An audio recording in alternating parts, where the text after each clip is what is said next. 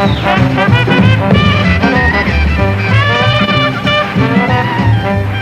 shifted house over to the Shore Road, and that's when I went into White House Silver Band.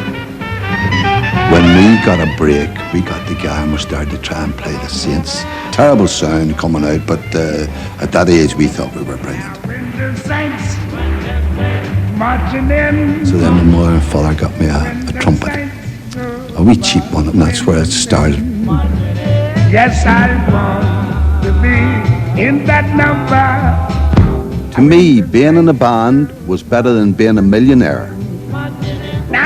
When I was 15, the mother and father could see that the music was just raring to come out of me, and all they wanted to do at that time was to get me in for a trade, and that's why I picked the Short and Harlands to go into a fitter and turner to trade.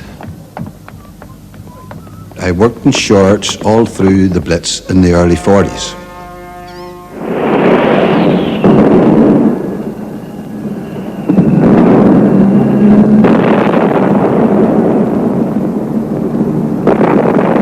I heard that he was in charge of an anti-aircraft battery on top of Short's roof and that he shot down a couple of German airplanes. How true that is, I don't know, but that's still the story. At that time, Dave was playing with his brother Sam at the Floral Hall in his brother Sam's band.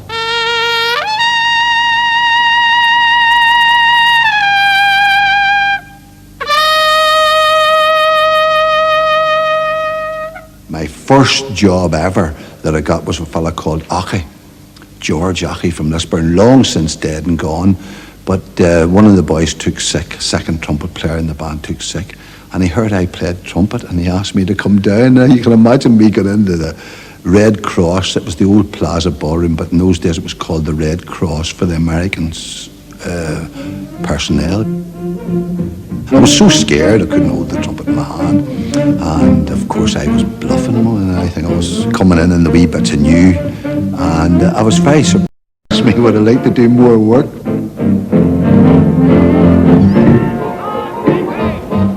And shortly after that, Glenn Miller came over to play for the American forces with the full orchestra, and from there on it just snowballed.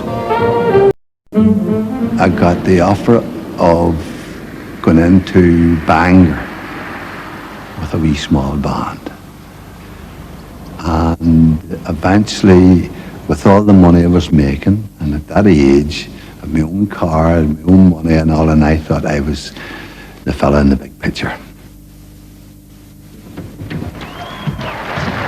At 20, I was making more money than people twice my age. More money than I could spend. I had flash cars, women, clothes. I had it all. And then came Nan. She asked me to stop overnight. And I thought this was brilliant, and I stopped overnight. And of course, at that age, I was, 19 or whatever, 20 or whatever it was, and I thought I was the greatest under the sun. I told my mother and father they've had it, that I was going out to live with this girl. And I went and lived with her, with the result that her and I had 2 love childs before I was married.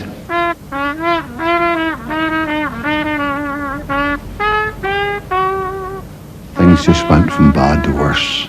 I found out she was married before and had 3 youngsters, so you can imagine the shock that I got then.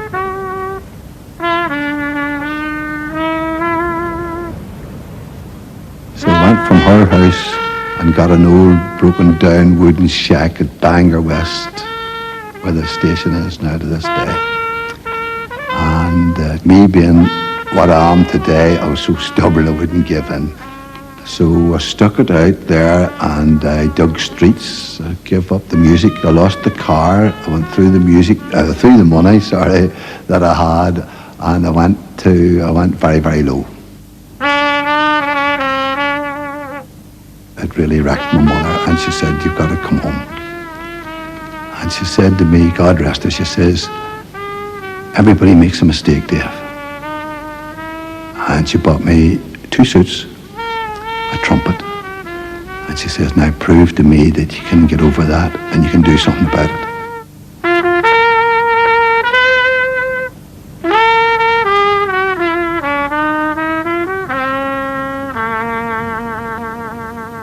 got into the Robinson band, and that's when I started to build myself up again.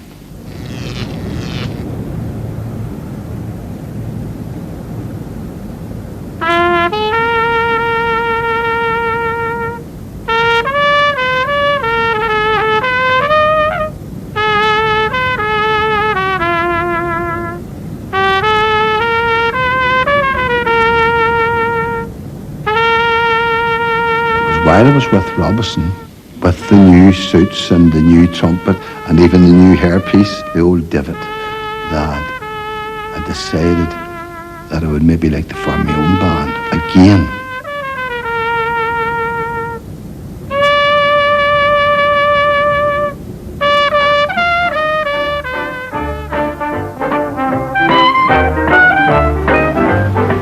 You coaxed the blues right out the horn, man. You chomped the huts right off of the gun, man. You got the banjo strumming, plunking out a tune to beat the band. You got the whole place humming since you brought Dixie back to Dixieland.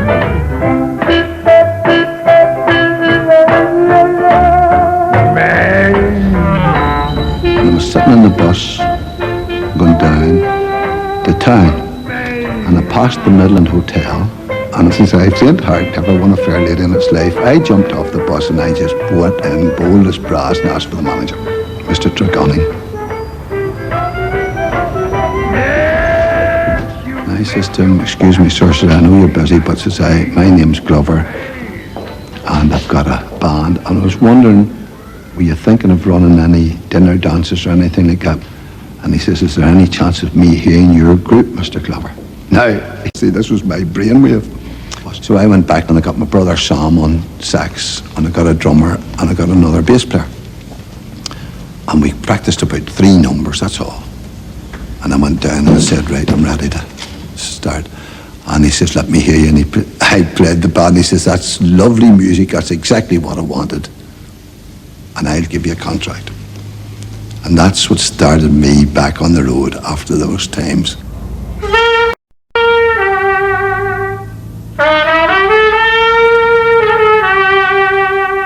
As luck would have it, when Tregonning gave me the contract, it didn't include July and August, but he says, don't worry, Mr. Glover, we'll pay you a retainer, which suited me down to the ground, because when I first went to the Triangle, as I call it, to play with a fella called Davy Boyd, it was Port Stewart I went to, not Portrush.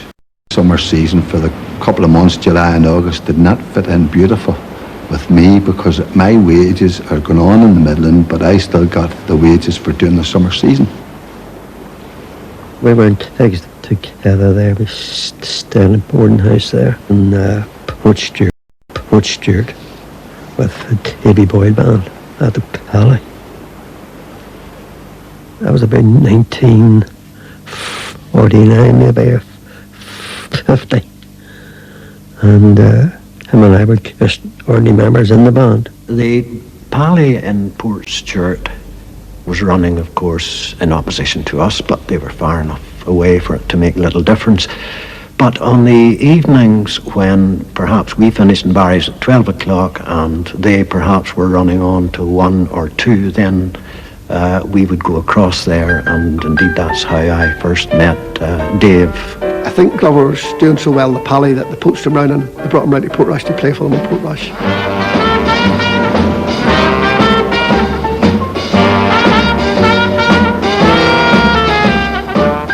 It was a very strange situation at that time, because you had all these people coming into Portrush. This was the day before the package holiday. You got special trains laid on which would come from Derry and Belfast and all points between, and they would disgorge thousands of people onto the streets of Portrush, and of course looking for entertainment. And if you hadn't transport of your own, Portrush, and the surprising thing is that at that time Portrush was very poorly equipped in the way of dancing venues. Bert Blondell owned the amusements up in the Main Street. Come to me and he says, you're causing quite a stir, you probably know that. He says, if I built one of the biggest ballrooms here in Portrush, would you prepare to come and play for me? He took me out to the edge of the old building, and he says, from here down to the steps as far as you can see, that'll be the ballroom. And he says, I reckon it'll dance close on 3,000 people. Now you can imagine me looking at stones and sand and rock, you know, and he's talking about the 17th of June 1953. And I says, that's very good, because I'm going along with this, you know. I said to myself, it might be 2 years, might be 3 years, but I'll play along with him. And sure enough, on the 17th of June 1953, I opened up in that ballroom that you see today. Line-up was Freddie Denny, piano, Harry Underwood on drums, and poor old Sam Smith on bass. Then the front line would have been my friend Jack Kernigan on clarinet. I was on tenor saxophone, Dave was on trumpet, and Ernie Simmons on trombone. That was the band. Singer was Lynn Shaw. So believe it or not, I looked in the Belfast Telegraph, and it said in the ads, wanted, singer for summer season, Portrush, phone. Didn't say who it was. Lynn Shaw answered it and brought her down. She sang 2 or 3 numbers or whatever it was, and I liked what I heard. Dave, at that time, not knowing who he was sort of standing, pacing up and down, going, next. Sort of, get on with it. So it was my turn. I went up and I said, I'm Lynn Shaw, and I just came from Scotland, and I was singing blah, blah, blah, musical review. I'll sing these 2 songs. Okay, Freddie, get on with it again. And I sang 2 songs. And I said, you'll do me. Would you be interested? I'd love it, she says. So brought her to Portrush to open up the new ballroom. The first night was a part of my life that I never forget. Could you imagine me being introduced to that crowd and walking on? The band was already on stage, and I just walked onto that crowd and just looked down to a sea of faces. Like, you couldn't even see the floor, you just seen faces looking back at you. And looking down, and that scared the living daylights out of me. It really did. But once the band started, once the trumpet got going, and I got there, I forgot about it, and it was absolutely brilliant. The first time I saw him was in the Arcadia in Portrush, where I was standing listening to him. Across the bay, the gospel singers and the preachers were doing their thing, and the devil had the best tunes because the gospel songs couldn't compete with what was coming out of the Arcadia from Dave. Everybody met in the Arcadia. You know, it was wild at one time. Wild. It used to be Pong too. It was packed every night. It used to get about 2,000 to 3,000 people in, and it would, at times it got so packed they used to open the back doors, stand the heat, and close them, and then open the front door and let more in. It was wild.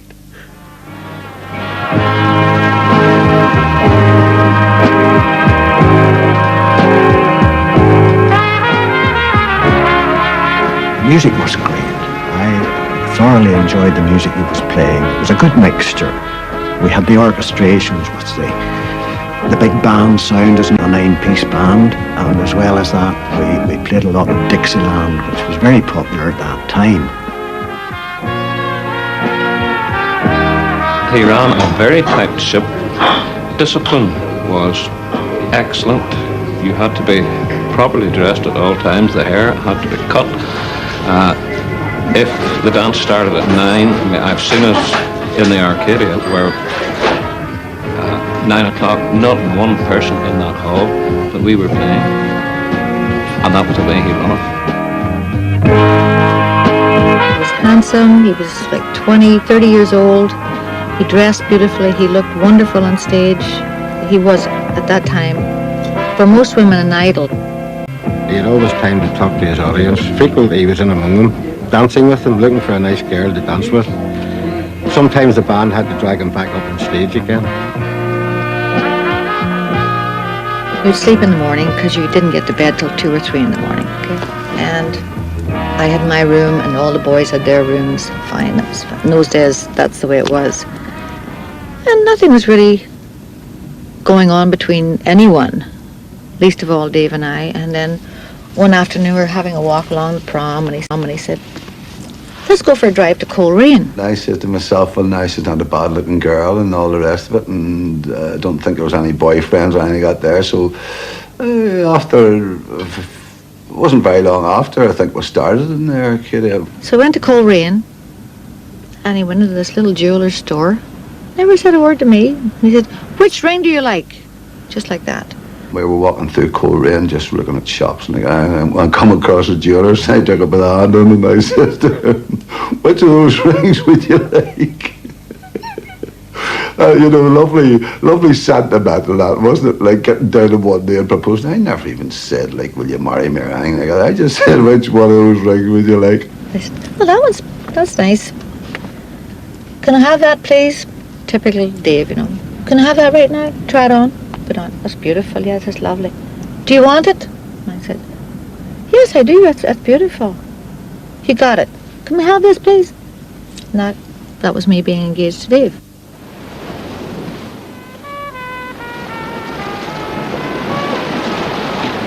I think it was embarrassing more than anything, for me, just rather than holding her hand and looking and giving her a kiss and saying, would you marry me? I think it was to get over that. Just, I took the bull by the horns and waited for her coming back to saying, what, you must be joking, get lost, you ugly puppy,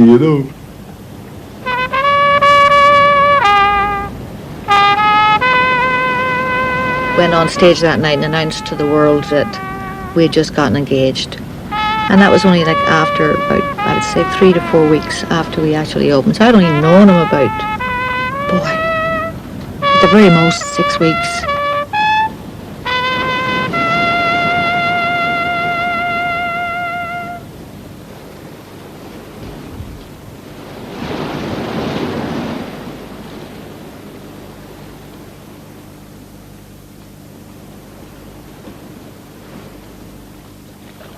We're married on Christmas Eve. I think he really was in seventh heaven that day. Probably thinking what would be coming after. No, I shouldn't say that. But he wrote a song for me, and I didn't know this, on our wedding day. And I can remember the name of it as well. It was, I'm a Lucky Boy, it was called. And the first line went, I'm a lucky boy for having such a girl like you. I'm a lucky boy, da-da-da-da-da-da-da-da. And he went on and on. And what he'd done was the musicians were invited to the reception. Freddie Deeney again, I haven't seen Freddie in a long time, played piano, and a few of them were at the wedding. So they all went up on stage, the small stage in the Midland Hotel in this reception room. And they played this, and Dave sang this song to me. Now, how more romantic could you get? But romance didn't pay the wages, and I had a band to run. Musicians are notoriously difficult to control, and unless they are well managed, well looked after, they can create havoc. We were, to some extent, treated as children. We were rarely asked opinions. He made the decisions, and of course he lived by them. If they were bad ones or good ones, the credit was... If you didn't do your work, you didn't come up to standard, you were out. It's all right saying you should have done this. I shouldn't have sacked a lot of men as him. But you see, it's my life and it's gone over that way, and that's the way that I work now. Big lot of people say you were a big-headed bugger. You just thought you couldn't do any wrong. And I kind of have to admit that. Like, I have done a lot of wrong things in my life that it's only in later years that I look back on and say truthfully that that wasn't clever to do that. Dave is a perfectionist when it comes to stage. That's when I started to notice again in my naivety was that where did my husband go? Now I'm seeing an employer now. And the wife was sort of going back as an employee.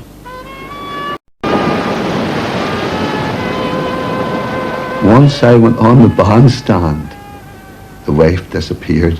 She was a member of the band, and when I laid down a rule, that's the way it had to be with me. That's just the way my mind worked. I couldn't for the life of me let her go for a coffee or a mineral or a drink and my own boy sitting there. The rule was the rule, and that's it.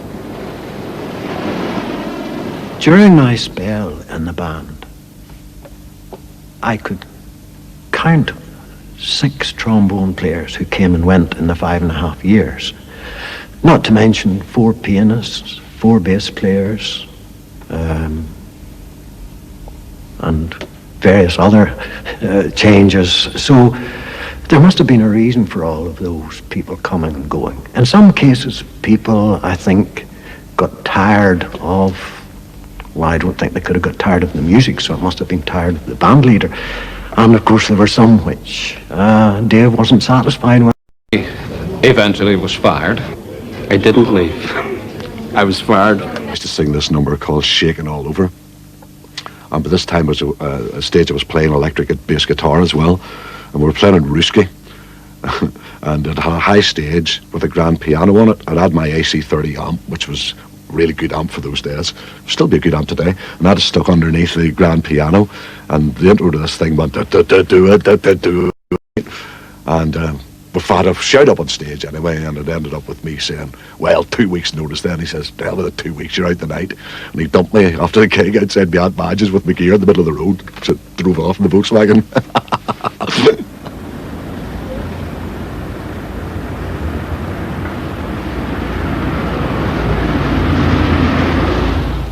I brought Lynn back to Greymount. And then I said to her, what about a family? And she says, well, what do you think? I says, well, why not? See, so we had Deborah and David. Things were getting more distant. I could see where the business was taking over more than the home life. And he'd be gone most of the day, come home, something to eat. And if we were traveling, we'd travel, and I'd be with the boys in the back of the van. He would drive or someone else would drive. But still that distance, I could feel it coming. I told her now, the kids are on the scene, love, and I don't want you singing with a band or traveling. She said, I want you to, forget about the singing and just be a mother to the kids and look after them. And she says, well, she says, I don't really want to, but if you want it, she says, well, then that's it. So then Dave would be away a little longer, maybe tour a little longer, 2 or 3 weeks at a time, and eventually, at that point in time, I realized I had to stay home. I wanted to sing, but I had to stay home. I come home early and walked in, and nobody in the house. No kids, no wife. And the woman from next door, Mrs. Turkington, comes rushing into me and she says, Dave, you may as well know now, she says, everybody else knows but you, but Lynn's been singing. And she left one of the kids across the road and the other one at the back or whatever, and I went round to the houses and carried the kids back. And then when Lynn eventually come home, that's it. Finally, things got to the point where I said, look, this is ridiculous. You do your own thing, and let's just forget about it, I never see you anyway. And I just felt, no, I won't have this. I want him home here at certain times. He can't make it. Fine, I'll divorce. And I did.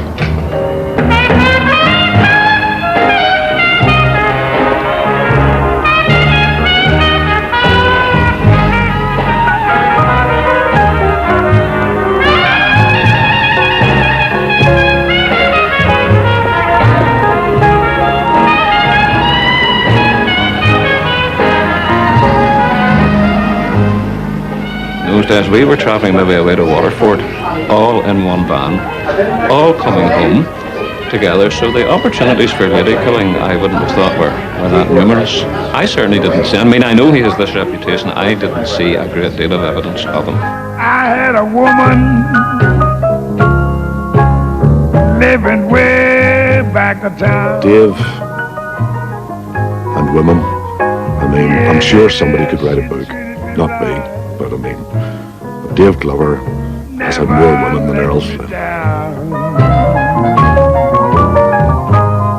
He was a better boy in his day, I can tell. Sure, We all were. I had to run. I was there on many occasions when there were Portrush beauty contests and Dave was playing it and I was a judge. Gone and left me. And he usually whispered in my ear which girl was going to win. And very often Dave disappeared with her into the sand dunes before she had time to get her Wondered where she could be. Used to see the band wagon running down Causeway Street after the dance every I night. must answer to You would never know who was in it. What happened over the sand dunes, I couldn't tell you. But I doubt it. I'd hate to tell you.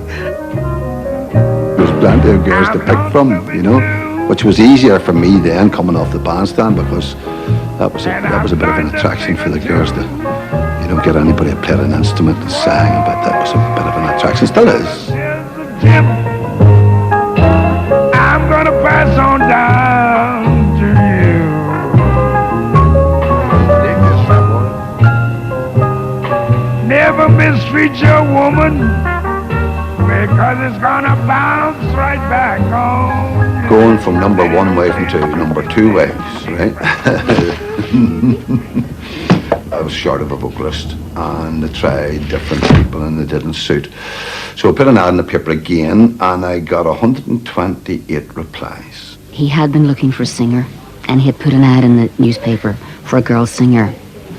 And I'd replied to it and hadn't got any word from him. The photograph was unbelievably bad. It was the worst looking one of the bunch. And I just looked at it. The dress was up to here and down to her ankles and she had a terrible hairstyle and a lot. And I just tore the photograph up and tore the envelope up and threw it in the bin. He couldn't really get a girl singer at that particular period of time. And then someone said, well, this young girl Galway is singing down in Donaghadee with a little group.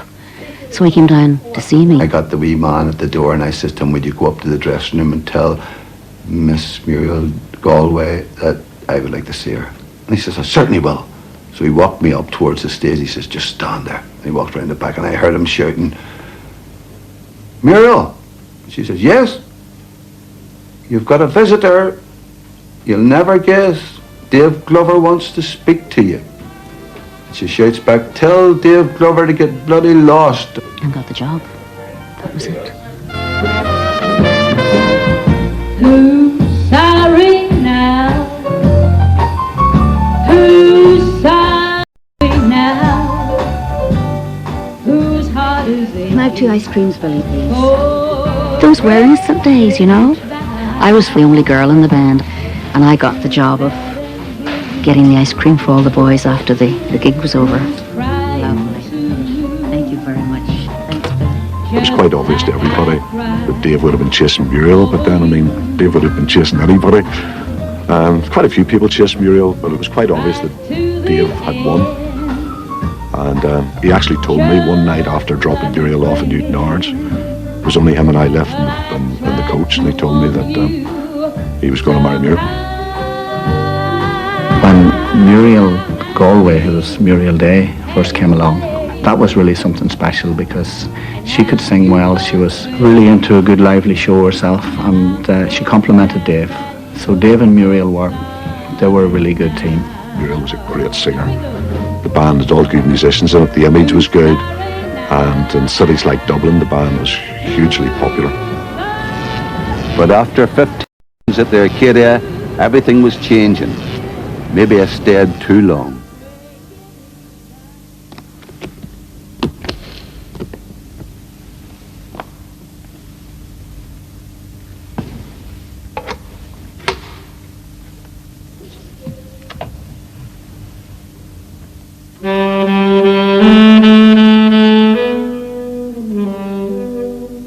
There's no doubt that a lot of money was made in the Arcadia Ball, and very little of it went the way of the musicians. Now, what Dave's arrangements were with Mr. Blundell, I don't know.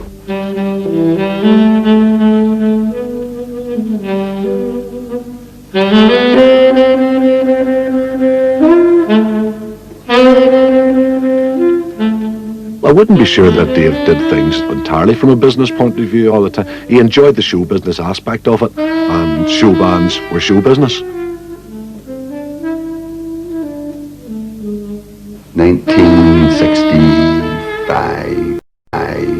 64, 65. Bert Blundell rang me and he says to me, everything all right? I says, yes, Bert, but says I, there's no way I'm going back to Arcadia.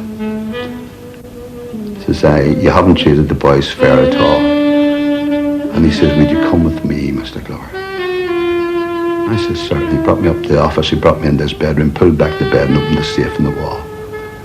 And he pulled out a little black book. And he says, I want you to read that. Sorry about that. And I says, okay. Opened up the book. And it says, Will and Testament of F.G. Blundell. And it says, I hereby leave. I hereby leave this building, the entertainment, and the music, and all the things that connected with me, to my two sons, Brian and Ricky, and Dave Glover. He says, and you want me to give you more? And I just read it and looked at him. I couldn't believe it. I couldn't believe that this was left to me.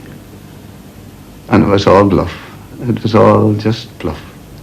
And he got me back for the last couple of years on those conditions. And it was sad when I walked out and had to close the door. Once upon a dream, I met her long ago. 66, 67 and 68, we were just travelling with the band. We were still on the road and still doing 4 and 5 nights a week. And then the big part, when we were down playing Cork, I got a phone call to say that they had decided to ask Muriel Day, my wife, would she be interested in representing Ireland in Eurovision. He loved it. It was very exciting. It was just wonderful. It was a week that, if you live to be 100, you'll never forget. And you couldn't repeat it. Just part of a career that was the highlight of a career.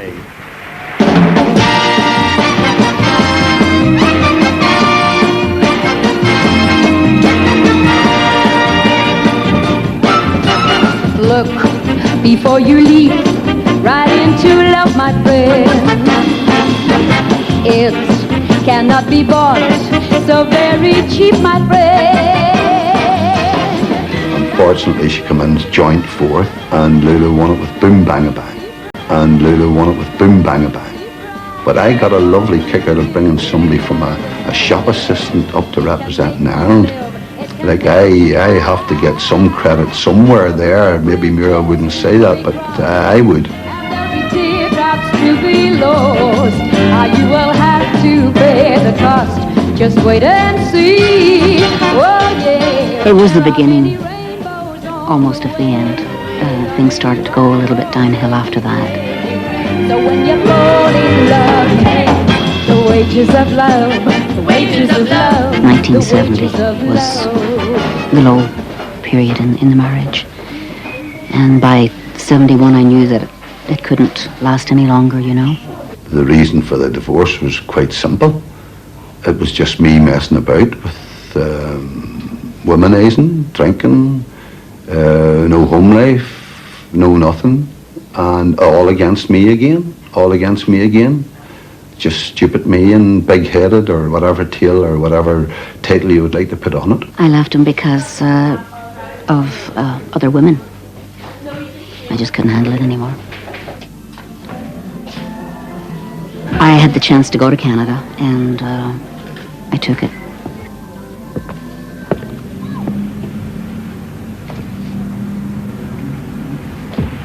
That was it, and that was very, very bad. For about 3 days, never played the instrument, never eat, went on the beer, and just went to pieces. And it was Anne Mulholland that put me back on the rails from being a practically alcoholic and looked after me to this day, washing, clothing, feeding, everything at my hand. And both her and her mother have made me what I am today and kept me going. I needed an Anne Mulholland away back in 1950. Oh, when the saints go marching in. Oh, when the saints go marching in. I want to be in that number when the saints go marching in. Now when the band begins to play, now when the band begins to play, I want to be in that number when Dave Glover starts to play, yeah.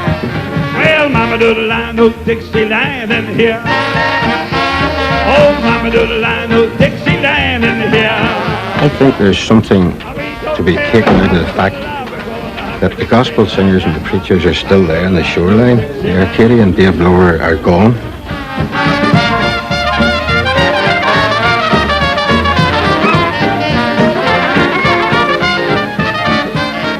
The music scene has changed so much that the best Dave could hope for is the Castle Tea Dance for a middle-aged audience, running on nostalgia.